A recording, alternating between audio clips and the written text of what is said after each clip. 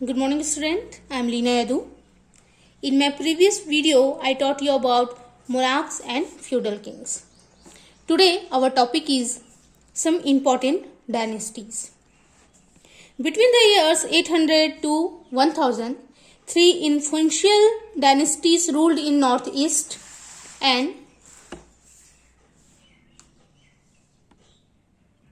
South India. The Pratihars were in the north, the Pals in the east, and the Rajputas in the South India. The kings of these dynasties were at war with each other for nearly 200 years, trying to establish their sovereignty over North India and the kingdom of Kannauj.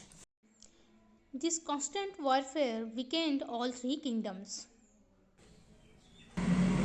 So student, look at this. Okay, this is Indian map. Okay, between the year 800 to 1000 India में तीन influential king dynasties उभर कर आए. The Pratihara were in the north, Gurjara Pratihara in the north, the Palas in the east and the Rajputs in the south India. इन तीनों dynasty ने north पे rule करने के लिए लगभग 200 सालों तक स्ट्रगल किया और जिसका केंद्र कन्नौज रहा. ये तीनों डायनेस्टी कन्नौज पे अपना शासन करना चाहते थे, जिसे कन्नौज उस समय बहुत ही सेंट्रल रीजन था और कन्नौज पे राज करने का मतलब ये समझा जाता था कि आपने कन्नौज पे राज कर लिया तो आपने पूरे नॉर्थ इंडिया पे राज कर लिया. लगभग 200 सालों तक ये तीनों डायनेस्टी ने कन्नौज के लिए संघर्ष किया. हिंदी में इसे त्रिपक्षीय संघर्ष कहा जाता है. During this period Chhattisgarh was ruled by the Kalchuri dynasties, Hai lineage. Some important kings of these dynasties were Kalingraj, Ratnadev and Jajalyadev. Kalingraj ruled over the whole of southern Kausal around the year 1000. He established his capital at Tumman and ruled independently for many years. Ratnadev made Ratanpur his new capital and developed it into one of the biggest cities of the time in the Mahakoshal region. In those days, there were no town equal to Ratanpur in Mahakoshal region. Between the time of 800 and 1000, Chhattisgarh में Kalachuri dynasty rule करती थी. ये है lineage, मतलब इनकी जो वंश था वो कलचुरी है वंश के थे. कलचुरी डायनेस्टी है वंश से बिलोंग करते थे. इनके इंपॉर्टेंट किंग्स थे कलिंगराज, रत्नदेव और जाजल्यदेव. कलिंगराज ने पूरे सदर्न कौशल पे, मतलब छत्तीसगढ़ का जो साउथ का एरिया है उस पे बहुत सालों तक रूल किया. He established his capital at तुम्मार. उन्होंने अपना कैपिटल तुम्मार को बनाया और इंडिपेंडेंटली उस रीजन पे रूल किया. आफ्टर हिम रत्नदेव किंग हुए और रत्नदेव ने रतनपुर को अपना कैपिटल बनाया और रतनपुर को बहुत ही अच्छे शहर के रूप में बनाया, बिगेस्ट सिटी बनाया. और उस टाइम में रतनपुर जैसा कोई और सिटी या टाउन नहीं था महाकौशल रीजन में. नेक्स्ट है the Kalachuri kings considered themselves Rajputs. There were several other influential Rajput dynasty in north, northwest and central India.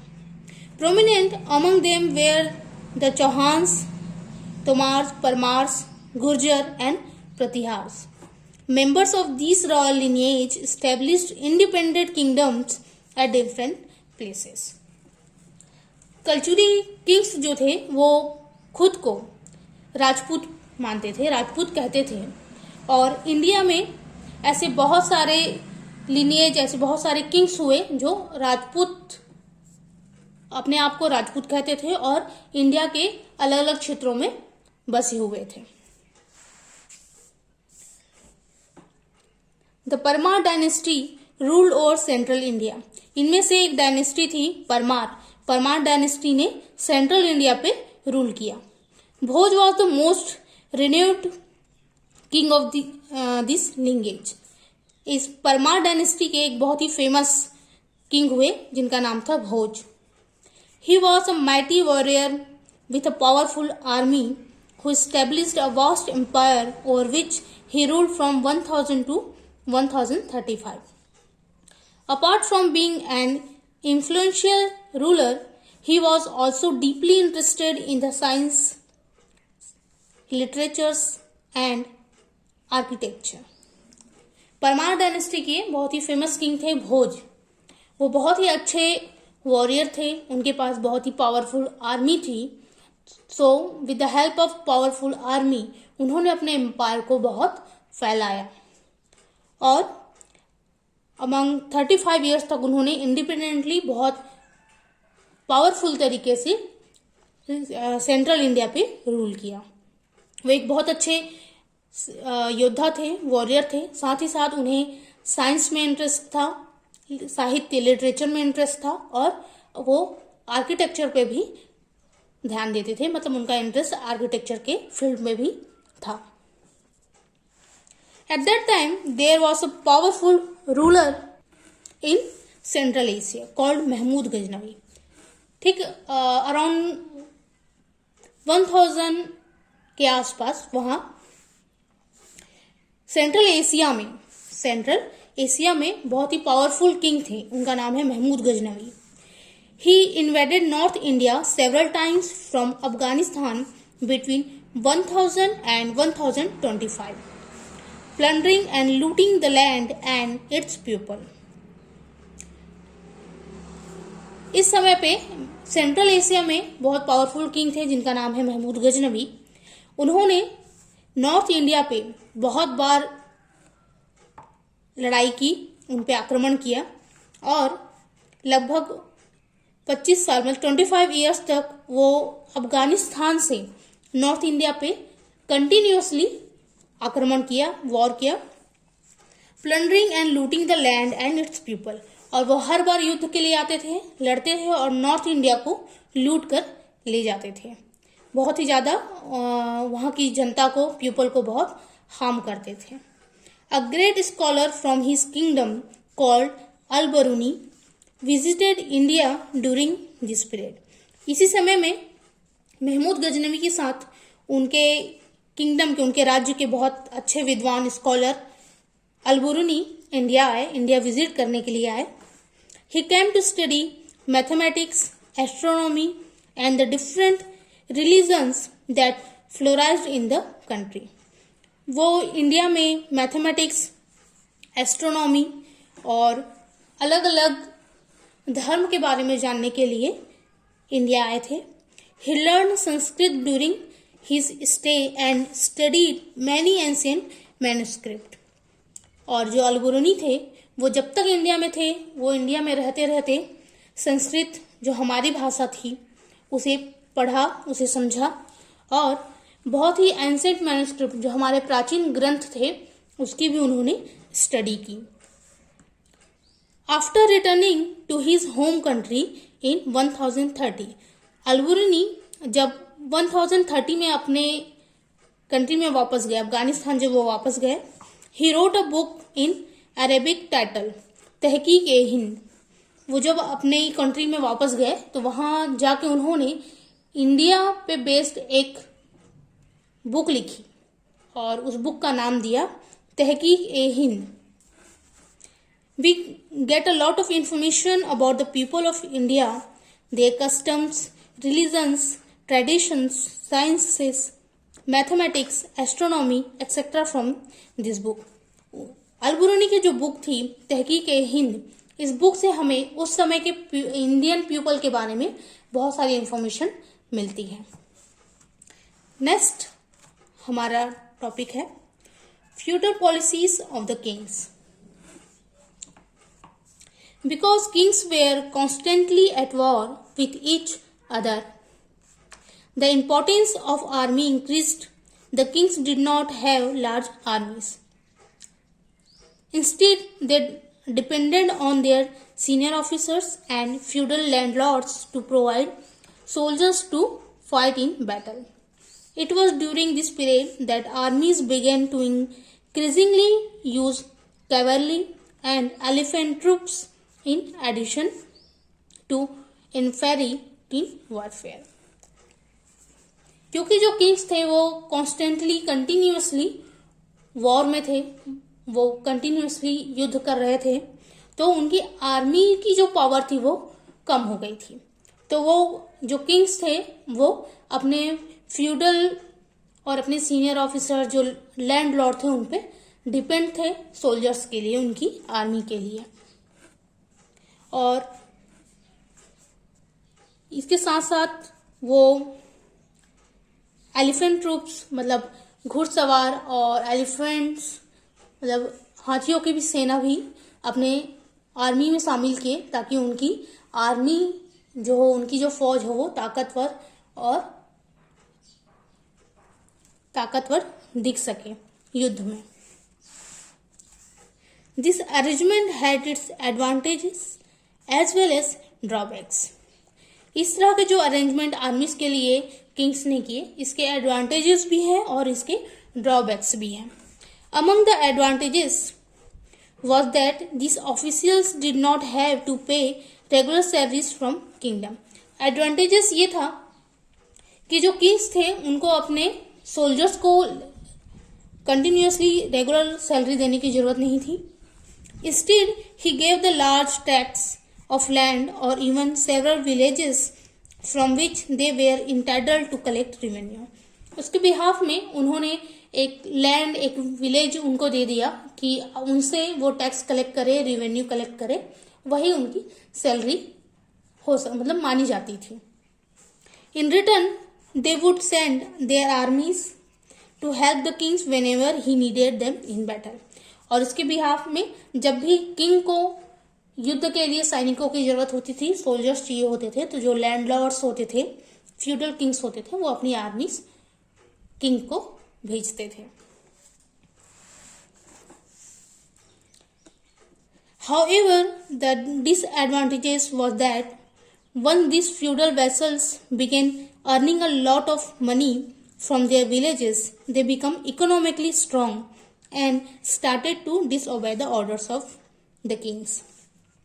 Since they had their own armies, they did not fear the king and tried to become more independent.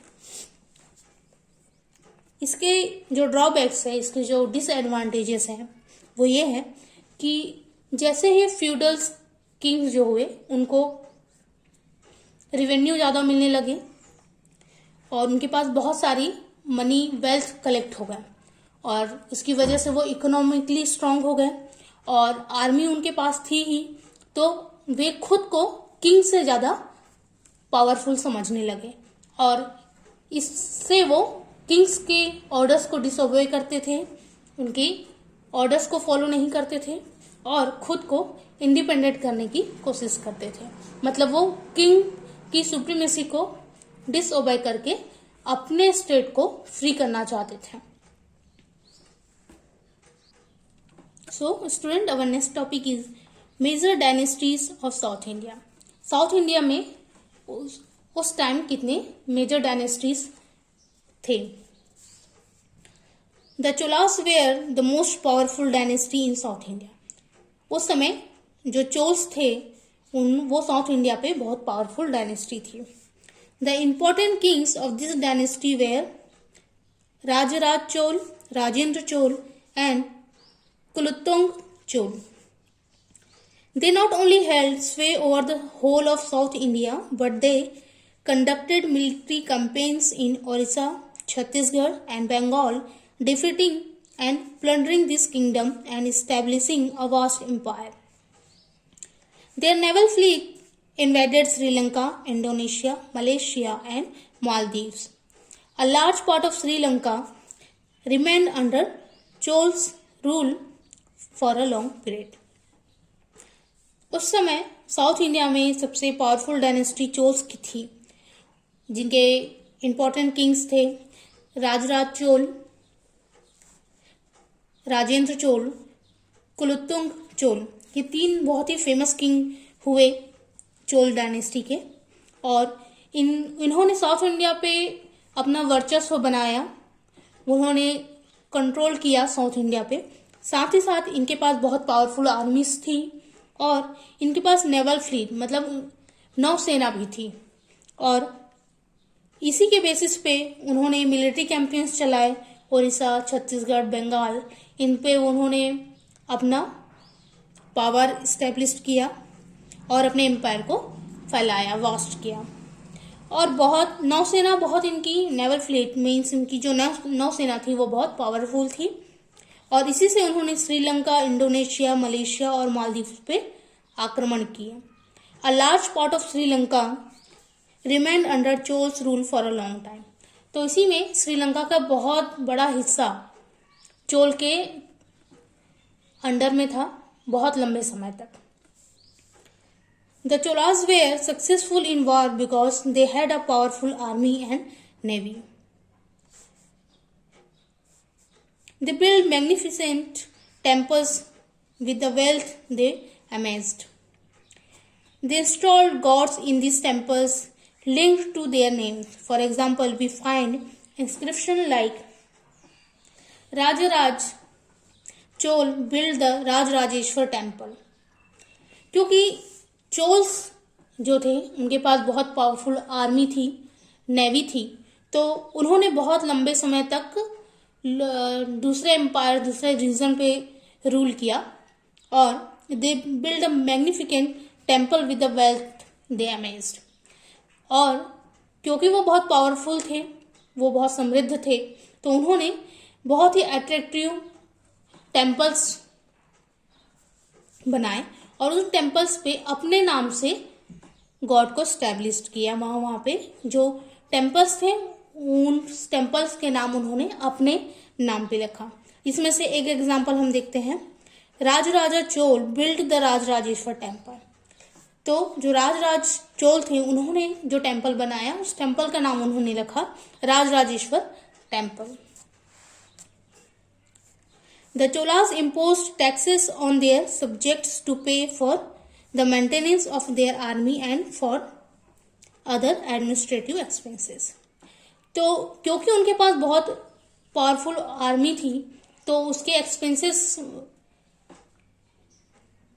के लिए वो बहुत ही ज़्यादा taxes peoples पे लगाते थे, जिसमें से taxes on land and its produce and taxes on trade were their main source of revenue. इनमें से जो लैंड और लैंड के प्रोडक्ट होते थे उस पे उन्होंने टैक्स लगाया था, और साथ ही जो ट्रेड, व्यापार जो होता था, ये इनके मेन सोर्स थे रेवेन्यू के। The tax on land could be up to 1/3 of the value of the produce. जो लैंड पे जो टैक्स लगता था वो जो टोटल प्रोड्यूस होता था उस लैंड से उसका 1/3 पोर्शन टैक्स होता था। When public work like building roads,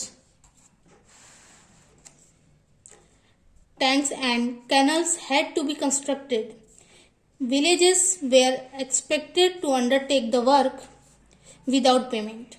तो जिस तरह से पब्लिक वर्क होता था, मतलब पीपल से जिस तरह से काम करवाया जाता था, लाइक बिल्डिंग, रोड, कैनल्स, इन तरफ ऐसे जब काम होते थे तो जो चोल्स होते थे वो ये एक्सपेक्ट करते थे, विलेजर्स थे, कि वो इन कामों के लिए विदाउट पेमेंट वर्क करें।